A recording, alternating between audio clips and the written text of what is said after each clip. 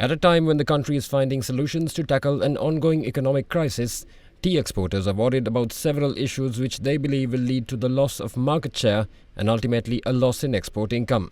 Last year, tea export income was $1.1 billion and the industry is now aiming at achieving $1.5 billion this year. They also cite a 4.7 million kilogram year-on-year reduction in tea yields in the first 2 months due to the unavailability of fertilizer as a major point of concern. According to tea exporters, production in the first 2 months in this year was 41 million kilograms, while it was 45.7 million kilograms last year. Further, exporters estimate a 65 million kilogram tea production output for the first quarter of 2022, which is also a 10% reduction when compared with the first quarter levels of last year. The 3 to 4-fold rise in fertilizer prices have also made tea growers unable to afford them as well.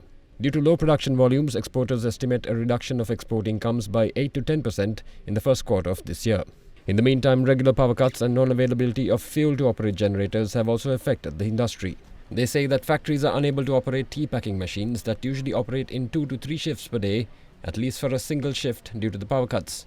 The exporters also say that value-added tea has been affected the most due to the power cuts, and brand owners are facing a huge challenge in fulfilling their contractual obligations to foreign buyers.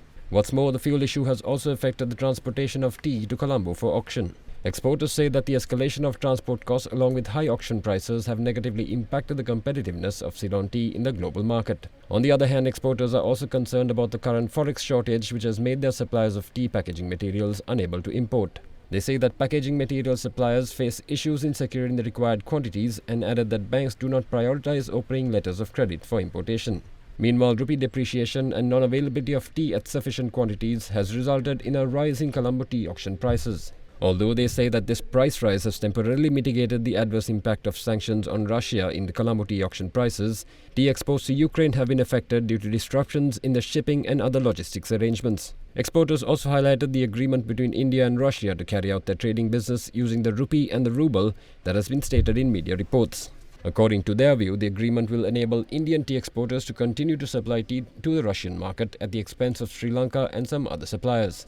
China and Vietnam, meanwhile, who also do not accept US and EU sanctions on Russia, will also continue with their tea supplies to the Russian market. With this being the case, tea exporters also request the government to explore the possibility of having a special trading arrangement with Russia to safeguard the important Russian market for Ceylon tea.